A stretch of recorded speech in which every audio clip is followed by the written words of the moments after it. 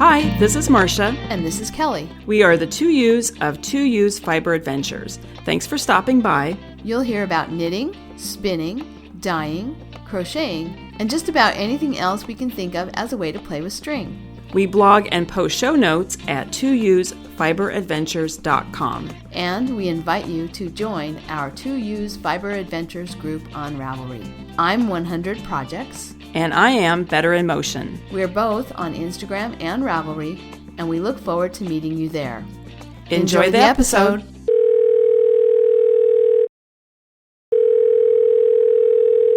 Hi, Marsha.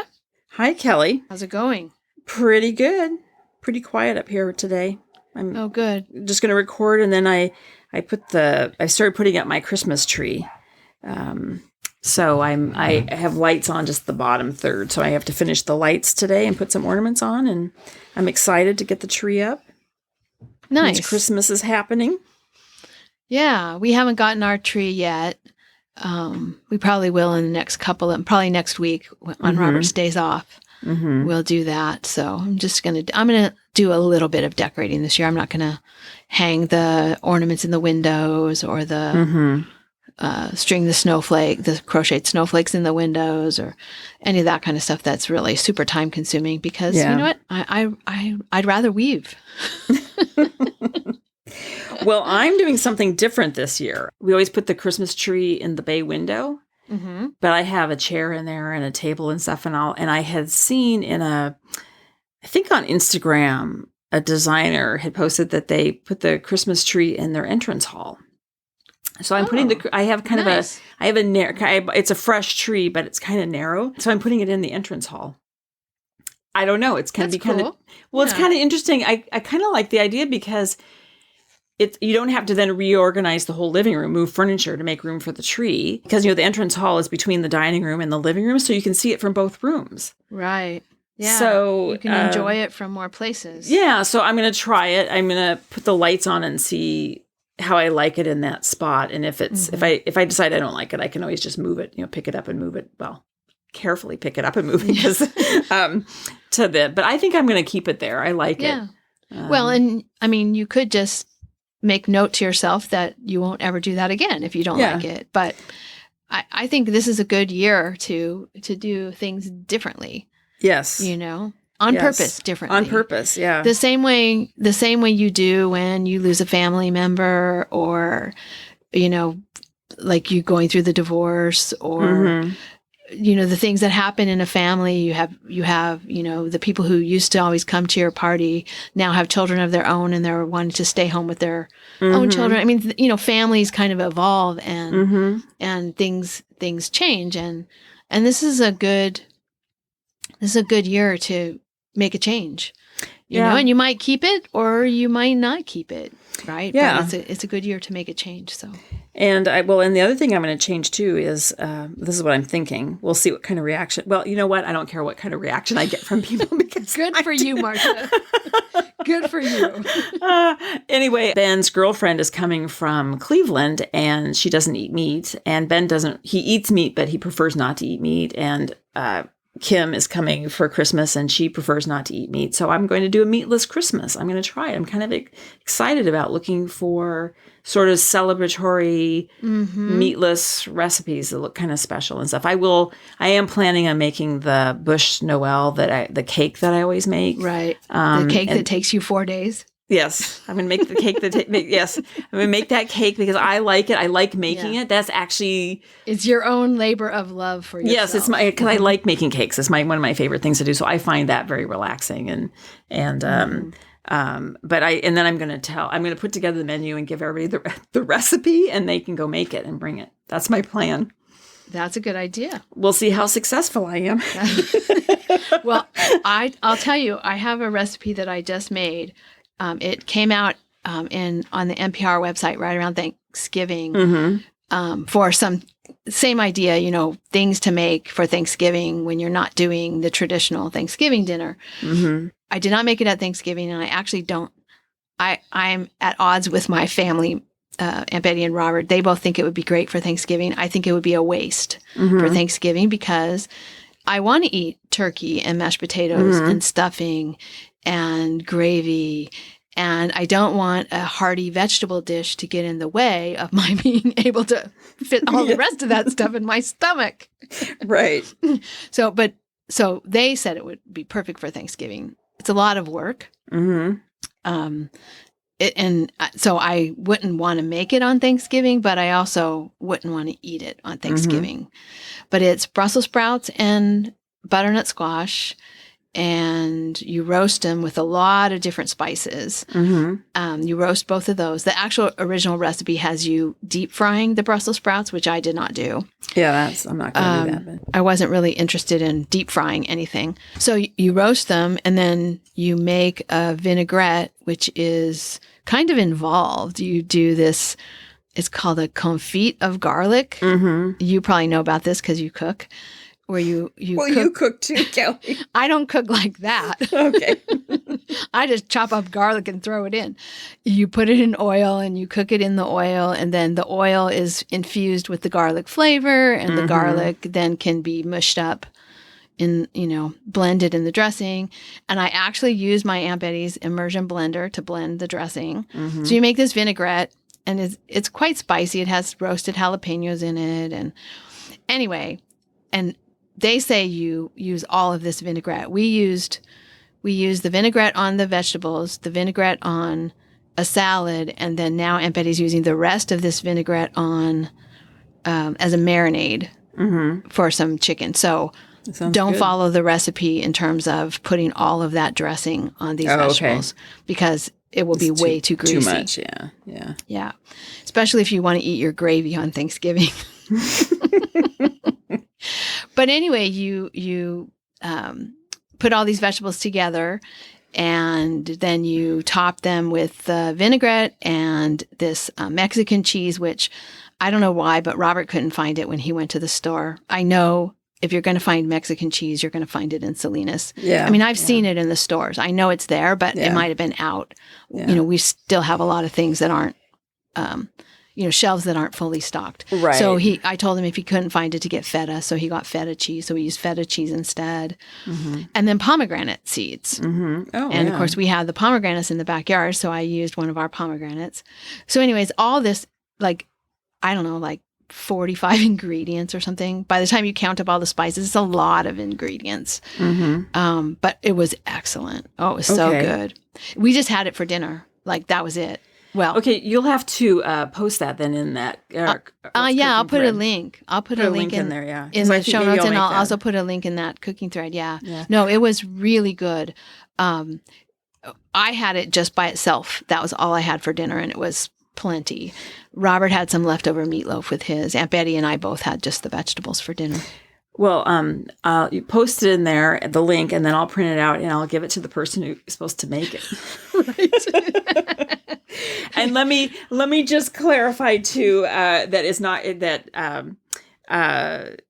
both Ben and his girlfriend are going to go get tested when he picks her up at the airport. They're going to go, I think, and get tested. I think you get the answer in 24 hours or less than 48 hours. And so they're going to get tested. And then we are going to have 5 people here. So small. Your usual bubble. My usual pod. Yeah. So we're going to be safe. So we're not having a big Christmas, with 30 people or anything like that. So, but I want to make it nice. And speaking of nice, did you see my post about ironing? Oh, yes, Marsha. You could have way more than 5 people with all of those linen napkins that you ironed. Oh my gosh. I love that, what you did. I think that's really a great idea to, once you've got them ironed, to bundle them up as matching sets. I know. So now because I could not keep them straight. And what I did not put in if anyone saw my post on Instagram or Facebook, I had all these linen. I have 3. There's other linen tablecloths, but 3 white linen tablecloths. And I don't know how many napkins. I should actually count out how many linen napkins there are. A lot. And they were all just jumbled up. And I kept asking, my brother knows more about them. So I kept asking Mark to sort them, and he never did, or he would get distracted. So one day I took all of them and threw them in the wash machine and washed everything up. hung them all up in the line down the basement. And then as they dried, I would go and pick out the ones that were clearly, like really obvious were mates. And then, with linen, you wet it again, let it sit, and you press it with a hot iron. And so I pressed all of them, and then it got harder towards the end because some of them were so similar. The patterns, you'd actually kind of have to shine the light on it in certain directions to see the pattern. It took me about 4 days. Not 4 solid days, but on and off 4 days to get them all pressed. And then I tied them all up with ribbons, and I put yarn tags on them to label them all what they are. It's sort of like the blanket project that I talked about in the previous episode where the colors were also similar. I had to put a label on them to know. Yes. If you have to label them to know how they're different, maybe they're not that different. Yeah. But no, I like all those little linen packages that you showed on your Instagram picture. Yeah. And then I was laughing too because I'm sort of joking when I say this about ironing linen napkins is polarizing. It's not really, but it's interesting. Some people are like, oh, I love ironing. And then there's other people, I hate ironing. I like to iron. I find I do too. I don't really do that much. The only thing I really iron regularly are, because I always use cloth napkins at dinner. I don't use paper napkins. I try not to. And so I do press those. But I do like the ironing. I find it really meditative, like pulling weeds or spinning or knitting or it's similar, washing dishes, Similar to I was threading the loom last weekend. You have to take each one of those individual threads and it has to be threaded through the reed and then threaded through the heddles. And my aunt came out and she's like, oh my God, that looks tedious. That looks so tedious.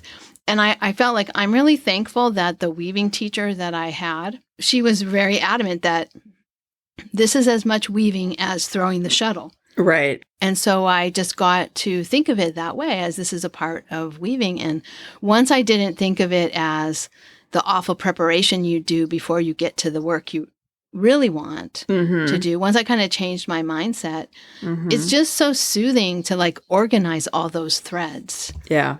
It's like ironing. It's like you're organizing everything. You're putting it all in to some sort of order.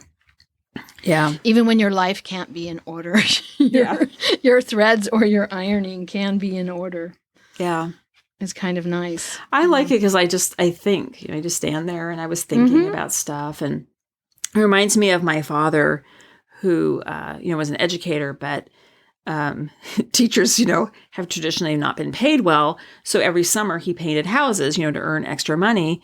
And he said one of the things he liked about painting houses that he could just be alone with his thoughts and just think as he was painting or whatever. And I feel the same way about painting. I just had to do some painting here at the house, and I feel that way about ironing and weeding. I really do feel that way about weeding too. It's very meditative. Yeah.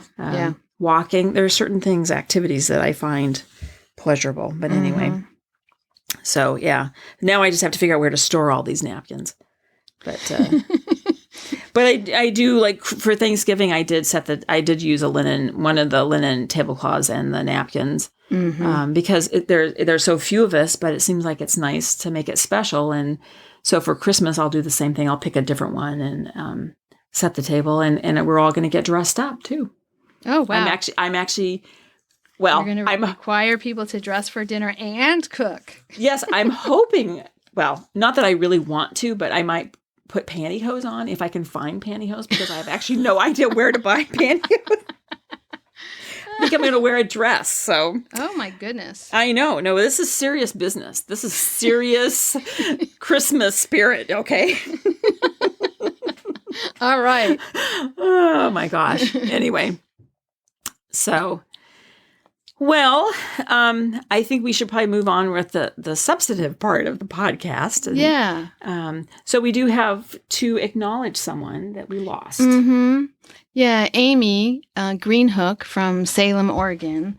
She's been one of our group members since really early on, and we actually met her in, I think it was 2016 at the Black Sheep Gathering. We were able to meet her in person, and it was just so nice to have known her.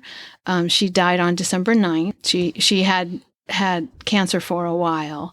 And her local Ravelry group is doing a knit along. And so I'll just read what they have to say.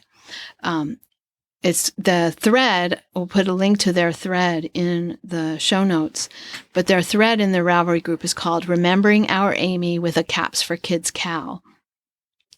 And it says, to honor her memory, we are having a Caps for Kids knit along, crochet along from now until February 15th to knit or crochet caps in any washable yarn, any pattern, any size, and donate them to a kids charity.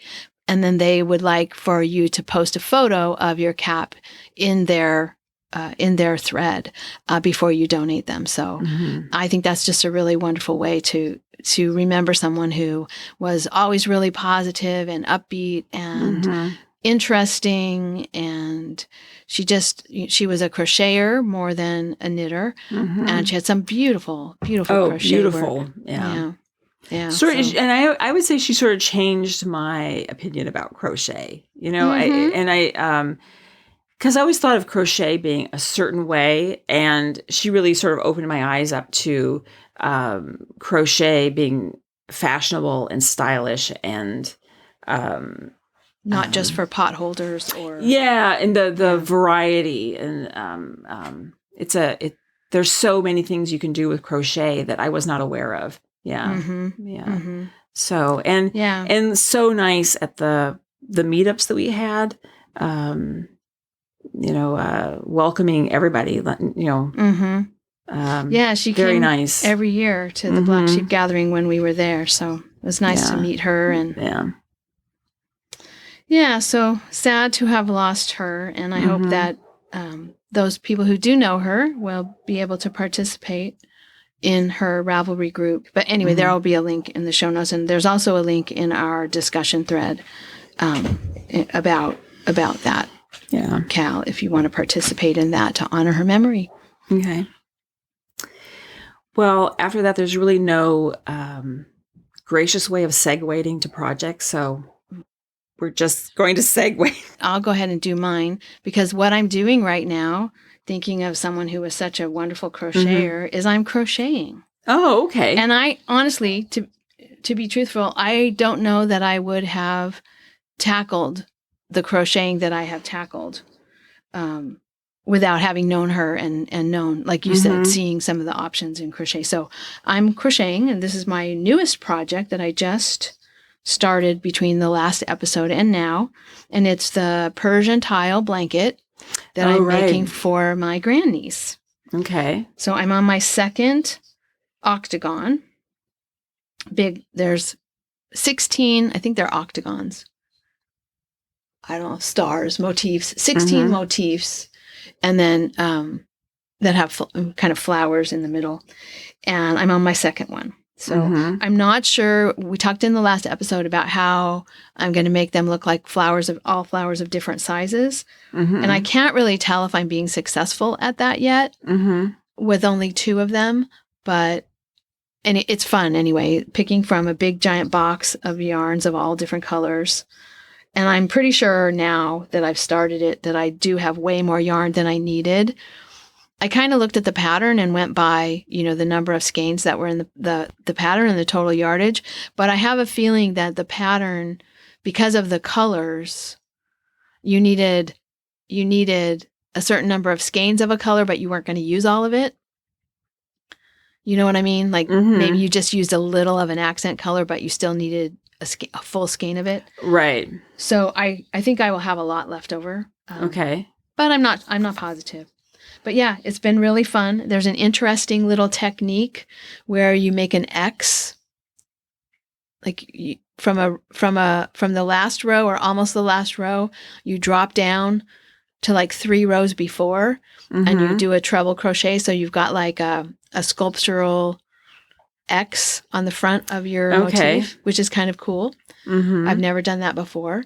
And otherwise, it's not difficult, but it's not something that I can do while like right now I'm on a row around that's just all single crochet. So it's fine, but most of the rounds are not. And I have to, look at the chart, look at the words, remember what I do. So, But it's been fun. I have not gotten very far because this was our last week of classes. We just finished. And so there was a lot of, loose ends to tie up, projects to finish before the end of the semester. And by the end of the night, I just didn't have the energy for this. But I'm now going to start, once I get my grades in on Tuesday, I should be able to start cranking on this thing. And I'm not planning to get it done for Christmas, just so everyone knows. Well, this is a long-term project, but it's just fun. Yeah. Well, and Kelly, you inspired one of our listeners. Yes. So Joy Lane 1 posted, Kelly, I was so inspired by your Persian tile blanket idea and your tip about the sale on Knit Picks, Bravo Worsted, that I did this. And then there's a picture of her yarn she posted. Can't wait to get started. But this is the part I love, Kelly. This is the first time that I've ever purchased a pattern and ordered yarn before I'd even finished listening to the podcast that recommended it. Oh my God. That was so funny. And then she goes on, but then the last sentence says, it just seems like the absolute perfect dark of winter project in all the bright jewel tone colors. It's going to be gorgeous and inexpensive. So, yeah, I thought that was very sweet. Yeah, that is. You're an inspiration. Or an enabler. An enabler, yeah. Anyway. Yeah, well, you have to watch out. I know. When you're listening, you might get inspired. Well, some of that pandemic shopping that we were talking about the last time. Yes. Mm-hmm. Exactly. Anyway. Well, I'm excited to see the progress on the blanket because and I'm weaving in my ends. Every round is a different color. Mm-hmm.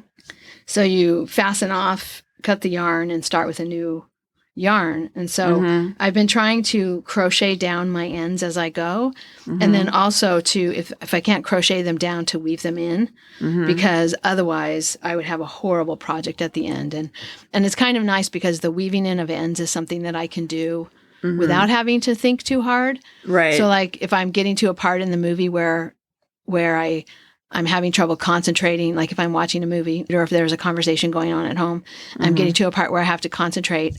I just put down my crochet hook and pick up the needle and start weaving in ends, and then go back to the actual crocheting when I have the ability to really concentrate. Yeah. So, yeah, it's been pretty fun. So that's the newest project that I have going on. I am still working on the, seems like that yarn is endless, that cotton yarn for the dishcloths. Seems like it's endless. I think I've made 9 of them. Oh my goodness. Yeah, 9 or 10 of them. So I think what I'm going to do, I'm going to send some to my mom, and then I think I'm just going to tuck a few into envelopes for my nieces and my sister. We aren't giving gifts, we kind of have decided, and we've had a little discussion about how this year, instead of having to worry about shipping stuff, because we usually all see each other on Christmas Eve, instead of worrying about, gifts and shipping and all that, gift delivery, because we're shut down. California is just really shut down. Yeah. In fact, my camping trip is canceled, which is a bummer. I know. That makes no sense. Well, yeah, it doesn't make any sense because you're outside in the fresh air and you're all apart. But yeah, and I think because people don't. I it's okay. It's fine. like it's fine. It's like we have to do it. So it'll probably be raining. It started raining yesterday, so I mean, maybe I'll be like, oh, I'm so glad because it would have been pouring rain the whole time. We'll see. You can go sleep in the backyard. I could. Christmas Eve. Yes. I could do that. Pretend. Yeah. So anyway, they had all said, let's not do gifts. Let's just make donations. And so that's what everybody's doing, which I think is a really cool thing. I just really think that's great. But I think I might just tuck a couple dishcloths in an envelope, and when I send the little thing that says, here's where I made your donation, I'll just tuck a couple of dishcloths in the in the envelope. So the dishcloths I make are pretty small. They're, I don't know, like maybe 4 inches by 4 inches. I know a lot of patterns have them being really big, and I just like the smaller ones. My hands are small. Yeah. Plus, I want to be able to like hold them and really scrub. You can really scrub with them. So. Well, a lot of times, like I have like old washcloths, that I just have a basket of them in the kitchen cupboard that I use for wiping up the counters, wiping up when Enzo eats food, wipe water off the floor, wipe his feet or whatever. And I always, instead of using your hand woven. Yes, right. Well, none that I made. I don't use yours. But it is true. If you have a cleaning cloth around, you're not so quick to grab a dish towel if you have something like that handy. But what I say is that those washcloths, you know what the size of a washcloth is. I always commercially made cotton terry cloth. A lot of times with cleaning, I end up folding them into quarters anyway. So So having a smaller they're the one is perfect nice. size for me, and I also think they're a good size because you can really squeeze them out. And so you can squeeze them out well, and then they dry faster. Yeah. Because you can actually get your hands around them to really squeeze out the extra water. Anyway, I have about 10 of them, and I'm getting a little tired of knitting them. And they have lots of ends still to weave in. I have not started doing that with them. They're in a different bag, and I haven't had that out when I've been in the mood to weave in ends. So that'll be a project. I think I might get another 3 or even 4 out of the yarn. I'm not positive. It was 4 skeins of that. It's like Taki, Stacy Charles.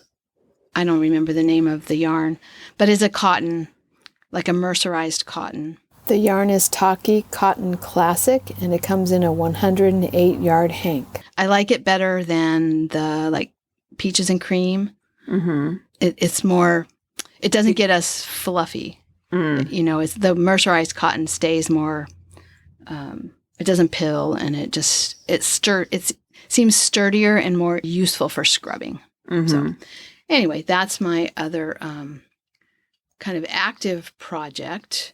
And then I still am at a place in my pullover. I made some more progress on it. I've gone a couple more inches down, but now I'm to the point where I have to start doing the hem.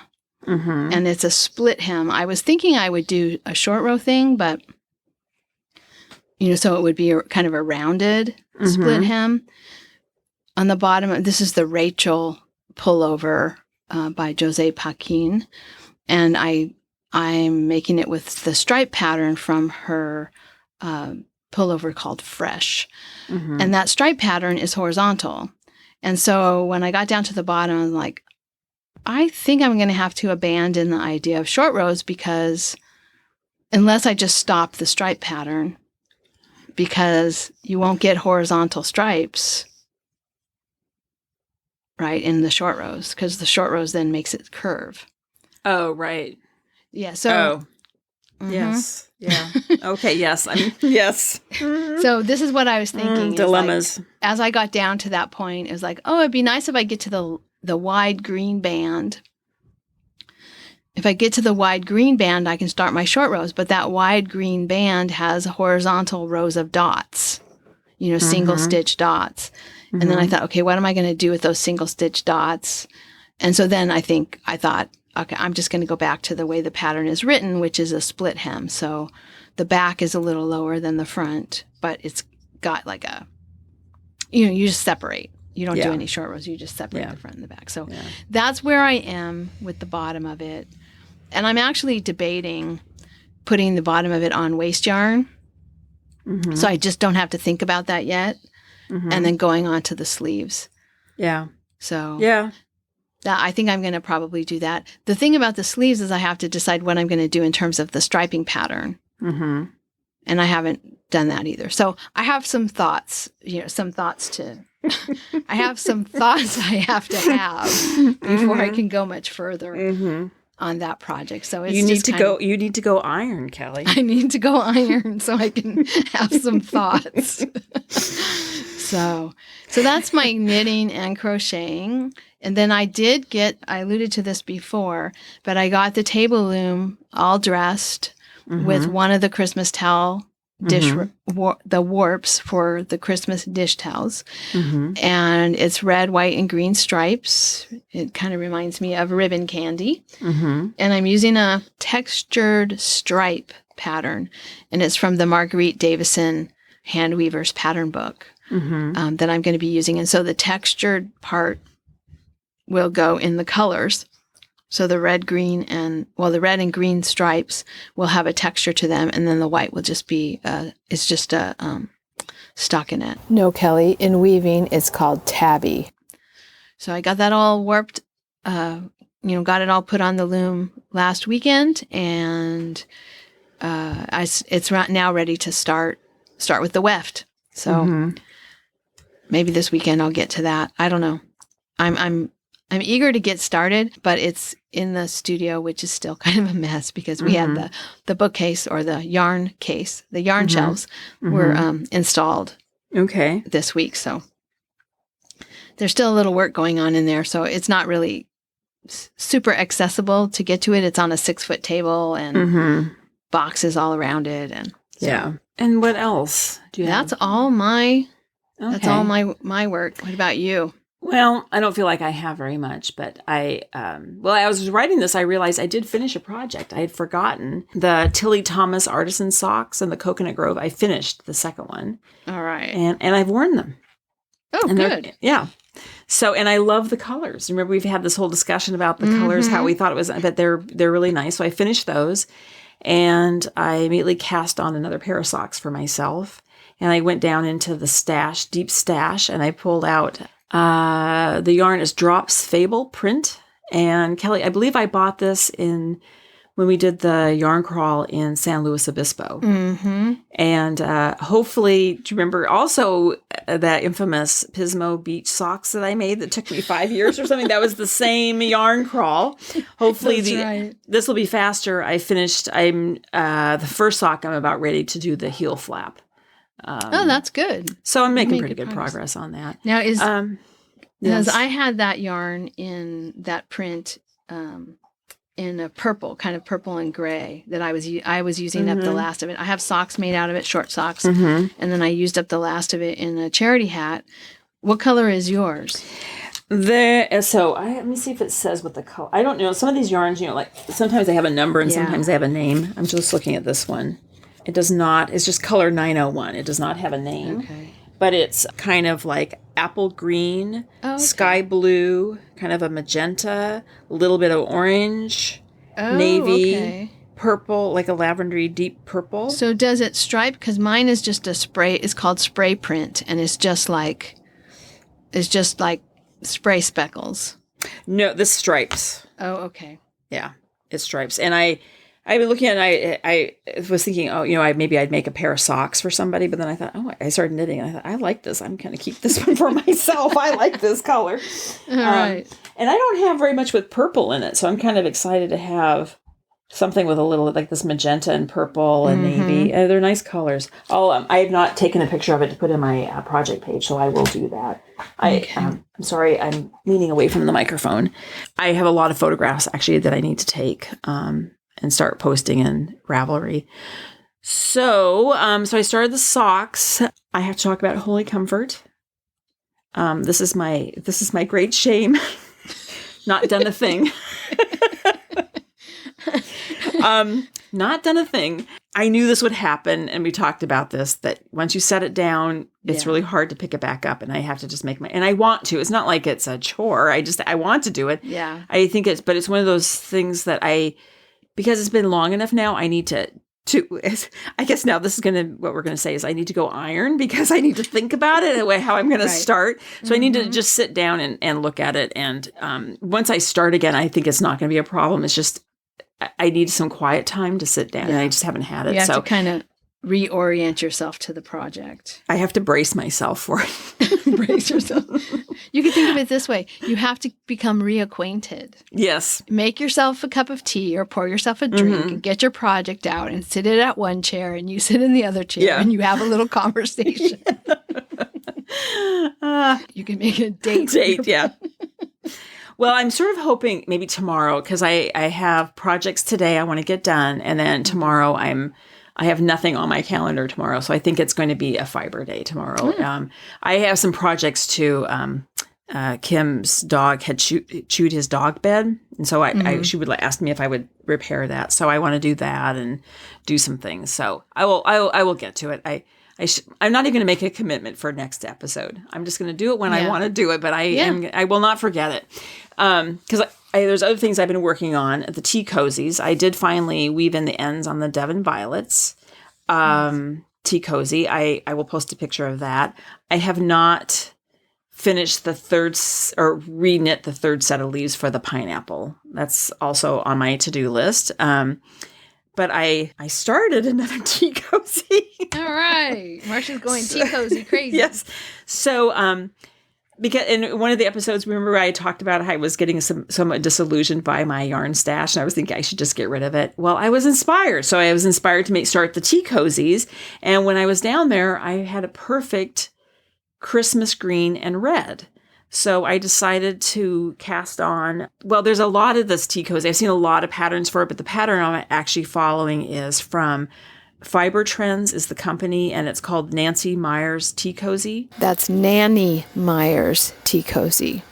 Oh, I'm looking at the pattern right now on Ravelry. Very cute. Very cute. And and then also on my pattern, the printed pattern that I have, I actually bought this years ago. When you used to buy patterns at yarn shops, and it says originally published in British Tea Cozies, a limited release by Amelia Carlson.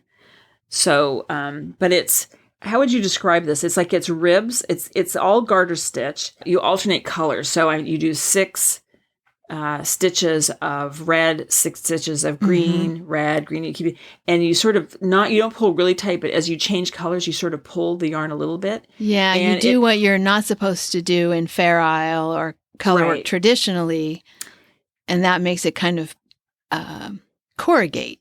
Yeah, so you end up having like corrugated steel, kind of like so you have all these sort of ribs. And what's really nice about this tea cozy is you get like a double layer, because you've got these ribs, these thick ribs of when you change the color, but then on the back when you change the color, and when I post the picture, I'll take a picture of the interior when you change color. So then you have those threads, so you get a really, really thick. I mean, I'm looking at it; it's a 1/2 inch thick, probably.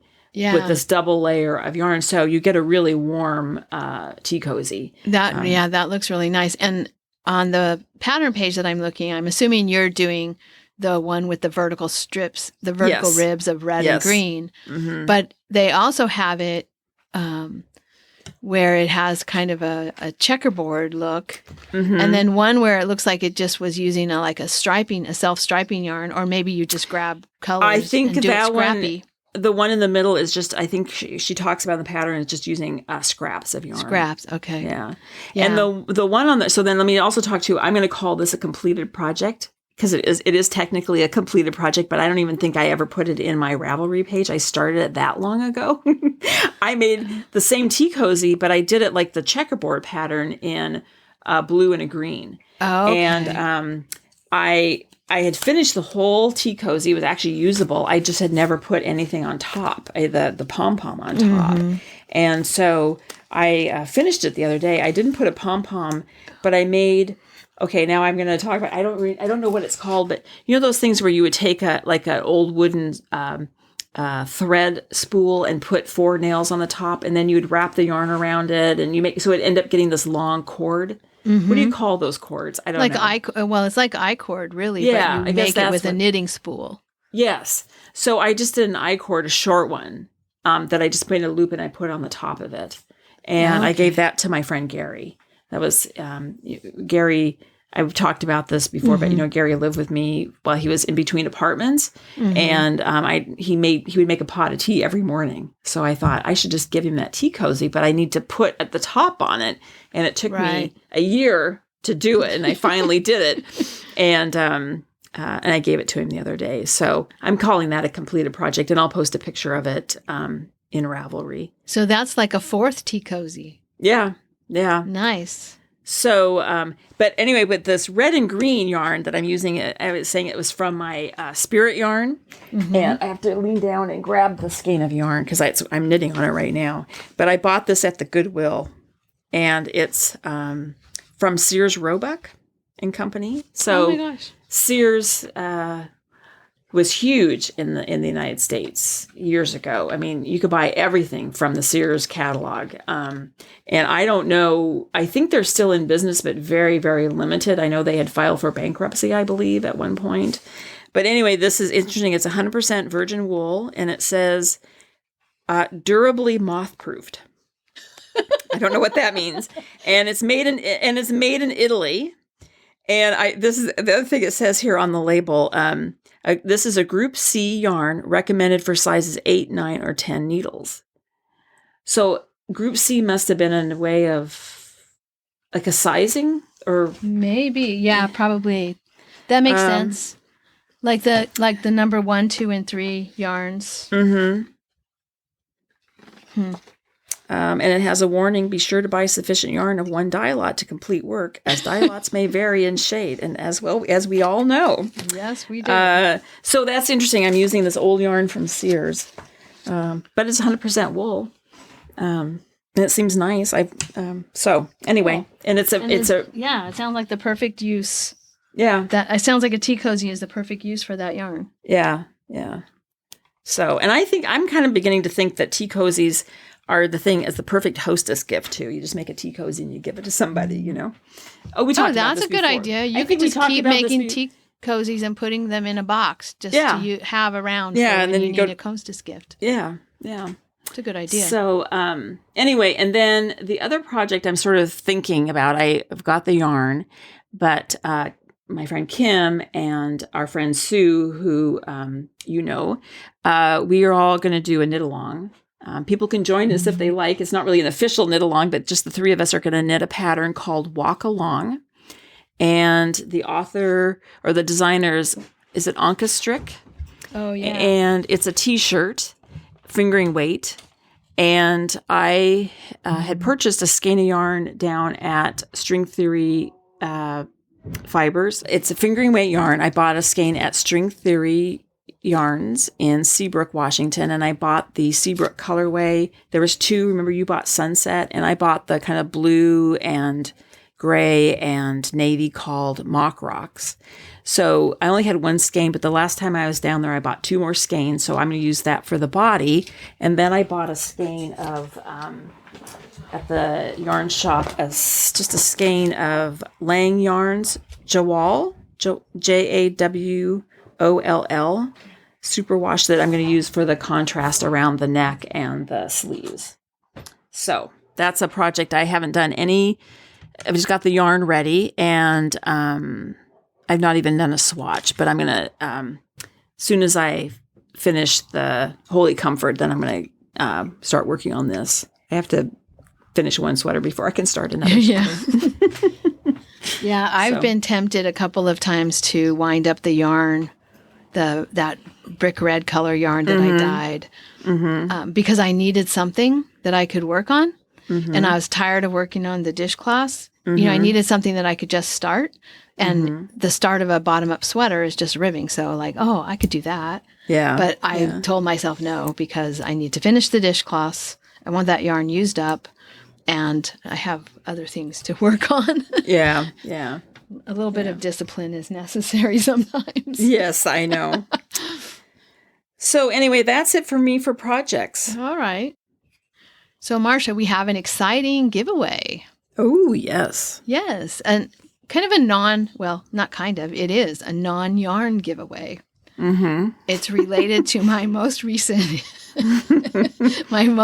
pandemic purchasing and obsession. But it's paper. Planning and plotting is what I'm calling this giveaway, and we're going to put a link in the show notes to our Ravelry group, and we're going to put up a prompt. But here's what you win. So you'll win. First of all, we were given by Lisa and Maria, who are twosheeps.com. we were given a calendar for 2021, and it's a celebration of independent yarn dyers. And so it says each month features this is the information from the calendar, each month features an exclusive skein from an indie dyer. And what happens is each month that yarn becomes available on the first of the month, and it's available at twosheeps.com, and then it's going to be available until it runs out for a year. Okay. Or until it runs out, whichever is faster. So each month a new yarn becomes available, and those yarns are depicted in the calendar. Okay. And you get the link to go, to see if you want to buy that yarn. You can shop for that yarn from the information in the calendar. So it says, working with each dyer, we have obtained a limited supply of each exclusive colorway. The yarn in each month's photograph is available for purchase on the first day of that month. We are grateful to each dyer for creating, dyeing, twisting, and labeling these amazing skeins, and are thrilled to showcase their talent in our company's first calendar. So we'll be giving away this calendar. Thank you, Lisa and Maria, for providing the calendar for us. And then the other thing that we're going to be giving away is a 3-pack of something called field notes. So field notes are little 3x5, about 3.5 by 5.5 notebooks, and they're made by the company Field Notes. Makes American-made, interesting notepads. They make a standard one that you can purchase, but they also have these limited edition packs. So this one is particularly interesting. It's snowflakes. It's a very pretty dark, like almost like a charcoal blue color. They're called Snowy Evening. And then on the cover of them is a snowflake. And the snowflake wraps around from the front to the back of the notepad. So if you open it all the way up, you can see the printed snowflake. But normally they do letterpress type notebooks. But this one was digitally printed. And the reason it was digitally printed is that each notebook of their limited run is a unique snowflake. Oh. Yeah. So this guy, how cute. This guy, Brendan Dawes, an artist, and he created an algorithm that is fed into this printing machine that they used. You have to go to anybody who's interested should go to their website. I have a link in the show notes and read about this. And then there's also a link to Brendan Dawes, the artist, who did the illustration of the snowflakes. And these illustrations, every snowflake is different. Okay. So the algorithm creates a different snowflake every time. So they have 99,999 unique Snowy Evening memo books. And I can't see which numbers are in this package, but I can tell you because they're packaged. I didn't open them up. But the top notebook is number 87,774 of 99,999, which I think is really cool. You get these 3 notebooks, all three different from every other notebook they produced. Inside it has grid, like the dot grid paper, I think. Actually, I can't see inside, but it looks like it's dot grid. Anyway, very cool. I sort of have gotten interested. I mean, I have always had notebooks, and I've always had like a special love of notebooks. Yeah. Small notebooks, big notebooks. I keep my weaving patterns in notebooks. So when I saw these, I thought, oh, these are cool. So I bought myself some, and I'm giving away this package of 3. They're 48-page books, so they're small. They're little books. But come to find out, listening to that Pen Addict podcast that I was mentioning last time, apparently people collect these. Oh. These are like, people have collections, and they're like trying to get every limited edition that Field Notes has made, which I'm not going to do that. I'm not collecting notebooks, that's for sure. I mean, I might have notebooks to write in, but I'm not collecting them. So that's what we're giving away. Nice. And the topic of the thread that we'd like you to respond to in our Ravelry group And not just Ravelry, because I know that some people are still not able to use Ravelry comfortably. So you can respond to us in a lot of ways. I think this might be kind of fun. So you can respond to Ravelry Group. You can comment from the website, right? Our 2usefiberadventures.com website has a contact us page. You can send an audio file. You can use the voice memo app on your phone and then email it to us. Or you can just email us text at our email address is 2use@2usefiber.com. And so just tell us your response to any or all of the following questions. So, how do you keep your planning straight? Do you use a paper calendar? Do you use a digital calendar? How do you use your calendar? What kind of calendar do you have? Do you use a notebook? What kind of notebook do you use? Do you use one of those planner notebooks? Do you use notebooks for your projects, your knitting and crochet and other yarn projects, or do you just put things in Ravelry? And when you do use paper, when do you use paper, and when do you use digital if you use both? Anyway, just any and all planning, paper, notebook, calendar information. Yeah. We'd like to know how you keep your life straight or don't. How you attempt to keep your life straight. So, and then the funniest thing is, while we were recording, Robert brought up a package for me. So I'll tell you a little bit about my calendar, and then you can tell people a little bit about what you do. So I have a calendar. I keep a Google Calendar because we have Gmail for work. And so I keep my calendar for work on the Google Calendar. And then the Google Calendar talks to the Apple Calendar app that's on my Mac. And I just have the Google Calendar imported in there. So I sometimes do put things that aren't work things, personal things. In fact, I usually put personal things on that calendar as well. And there's a setting for my work calendar that all people can see who look at it is just that I'm busy. So I don't have my calendar. My calendar is available for people at work to know if I'm available, but it's not like they know when I'm having my mammogram. Right. So yeah. or my colonoscopy or whatever. Yeah, right. Some things are private. So, and then I have a notebook that I use for work, where I bring the notebook to meetings. Now I bring the notebook to my Zoom meetings, and I take notes. I take notes in there, and then if I have like something I have to sort out for work, I keep notes in there. And I haven't journaled for a really long time, but I'm starting to get the urge to do that. I think just because there's been a lot to think about with the pandemic and my teaching, and just a lot of things I'd kind of like to work through. And I was thinking, okay, I think I'll have a journal where I, spend some time reflecting in the journal on what's happening, mostly with my teaching and ideas that I have and stuff. So that would be separate from my, notes from meetings kind of work calendar, more of a personal journal about just things that I'm thinking. So yeah, how about you?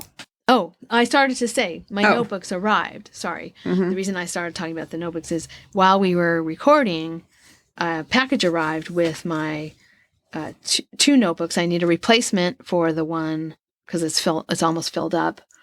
The one that I'm currently keeping for work, and then I bought an extra one that I can use if I decide to do some journaling. So, one is a Rhodia notebook. I found that these are supposed to be really good with fountain pens. So yes, the rabbit hole deepens. Yes. So I have a Rhodia notebook and a Leuchtturm 1917 notebook. And these are what's called A5 size, or approximately A5 size, 5.5 by about not quite 8.5 inches. So the Leuchtturm has page numbers and lines, and the Rhodia has no page numbers and just a dot grid pattern. So first time I've used either one of these brands. I've normally just bought my notebooks at Office Max. So anyway, looking forward to taking out 2020's notebook from its little leather case and inserting the 2021 notebook and starting a new year fresh. And is 2020 going to be burned? No, I saved them. Well, one notebook I lost, but the rest of them, and even my my little like steno pads where I keep my daily to-do list. I have a stack of like 6 or 8 of them in my office. And then when I used to keep a calendar, the CTA used to give us a little tiny like pocket calendar. And when I used to keep one of those calendars, all those calendars are also in my office. Okay, Kelly. For 30 years. So I got this when I worked. So when I stopped working 15 years ago. But I found like I didn't like a paper wall calendar. I didn't like that. I wanted something I could take with me. Like when I first started working, I had a desk calendar, like every day. Yeah. And I didn't like just seeing the day at a time. I liked being able to see the week at a time. Yes. And then my desk calendar, it was a desk calendar. I didn't take it home, but it was nice to know what was going on. Like if something happened, if I was sick and I couldn't get to work, at least I knew if I had a meeting, I had to cancel it, Yeah. So I ended up getting it's called a day minder, and it's just but it shows a week at a time. And so then I always would just take that home with me every night. And I then knew like if I had a meeting and I wasn't going to, and I could at least take care of it, call somebody. And I just kept up that. I kept one of those for a long time until we went to the Gmail. And then I think it took me a couple of years to transition from the paper planner to the Google Calendar. Yeah, I really liked those. I still use the paper planner. And I also like the fact too, so like let me open it up here and look at it. So if you look at it, so now I'm looking at the, because we are recording on the 12th. And so if you look at that week, it starts with Monday, the 7th, and it goes till Sunday, the 13th. That's spread over 2 pages. And then on the upper left, it shows last month, November. It's highlighted the current month, and then it also shows January and February, which nice. I always like that too, because when you go to have your hair appointment and they say, when do you want to come back? And I say, I want to come in 6 weeks so that I can count the weeks, and so I still use the paper. I also really like the fact too, it's like I'm doing an ad for this calendar on the QVC or something, but I also like to, there's a page that you open it up and it shows the calendar, the 12 months of last year, the current year, and 2021 all in one place on one page. Yeah. And it even has a page where it shows all of the holidays. It was written out just a list of all of the national holidays for the current year and the following year. That's nice. And I'm flipping over to it here because I think it has U.S. and it has Canada, I believe. Yeah. Oh, that's so, cool, yeah. And then it has even okay, you want to know what your wedding anniversary, what's your, the gift you're supposed to give. It's all this stuff, Oh, yeah, that's, all this stuff in there. And then it even has, the original one came in a plastic cover, and even has a slot then where you put in your address book in there. So anyway, I've just used the same one for years, and I have a phone. I have the ability to just use the calendar on the phone. And the truth is, I've never even looked at the calendar on the phone to find out. There must be a way you can look at your week or look at your month and see all your appointments. I've just never done it. And then I need a bigger screen than the phone. I mean, I look in the morning when I wake up. I look at, well, not always because I don't want to know always right away. But once I've had my coffee, I will look on the phone to see what I have. What I have on the calendar for that day. But I don't like to look at the week or it's too small. But the Google Calendar, the one on the calendar that I have on my Mac that has the same information in it, you can look at the whole month, you can look at just the week, you can start your week on Monday or start your week on Sunday. There's lots of different options. It is nice. I have to say, I used both for a really long time just because I had a system. I had a paper calendar system. And I have at work, I haven't replicated that in my home office, but at work I have 2 big giant poster sized laminated calendars that you can write on with a marker. One is for the month and one is for the entire semester, because I have to see the whole semester laid out. I have to be able to see that whole block of time, at least for me. And the calendars that I have online they're not big enough, so I have this huge thing on my wall. But I only use that now for just the big blocking out things. I used to have my daily calendar in my planner and on my wall. Yeah. What was happening in that month was always on my wall, so I could see it big and look at it without having to open the book, my planner book. Yeah. But I don't do that now. I put just the main, just to kind of block stuff out, like when are the tests happening, when are final exams happening, when's the start of the semester, the end of the semester, important meetings that are like weekly and stuff, so that I can have a quick reference. The thing I really like about the digital calendar is 10 minutes before the thing is supposed to happen, my phone buzzes and my computer alerts me. That has saved my butt so many times. So many times have I gotten an alert, and I have it set to go off 10 minutes before the event. So I can tell you, I can be dressed and at school in almost 10 minutes, because that has happened to me where some meeting that I was supposed to be at, I got an alarm at 10 minutes till. And yeah. Wasn't pretty, but I was able to do it.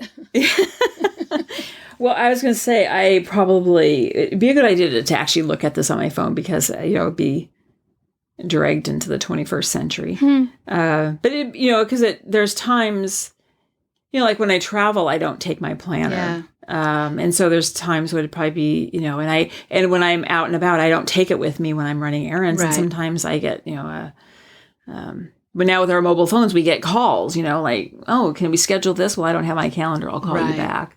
Yeah. So, and it's just, mostly it'd probably be a good idea for me to start thinking about switching, is just to keep up with technology, so I don't become one of those old curmudgeonly people with a, Well, it used to be, and I don't know if the Apple Calendar does this, I can't remember, but the Google Calendar, it used to be that when you got an email from somebody wanting to schedule a meeting, if they just put the date of something in it, it would be highlighted. Yeah. That date would be highlighted in time, and you could just click on it, and it would automatically go to your calendar and schedule that. Yeah. Now people have to actually ask you, send you an invitation. But I think the Apple Calendar, if you use that, and you connected it, it's connected, and you use the Apple Mail, I think in the Apple Mail, dates are highlighted, and you click on the date, and it creates the event for you. That's I like that.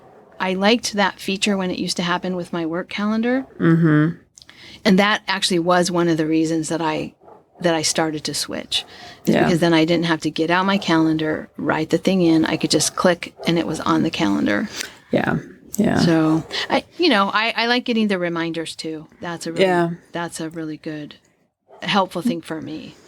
Well, I'm interested to see what people do. Hearing what. Yeah, I am interested too. Everybody, I think, has some kind of system. Robert keeps his system in his head. I have a friend at work who was lamenting that, just in the last few years, she stopped being able to keep everything in her head that she needed to do. And she was as busy as anybody. It wasn't, just that she didn't have a lot to keep track of. I was like, oh my God, Cheryl, I can't believe you do that. Yeah. But yeah, so I am interested too. So let us know, how do you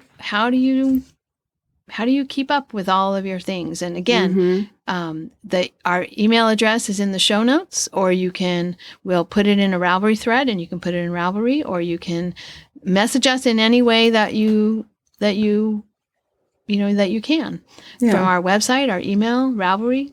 You could even send us a message on Instagram, and then I will collect all those together and we'll do a drawing from all of the things that have been sent to us. And if you send us an audio file, we'll play it on the next show, or the show in, maybe not the next one, but the one after that. I think this will go for about a month, into the mid-January time period.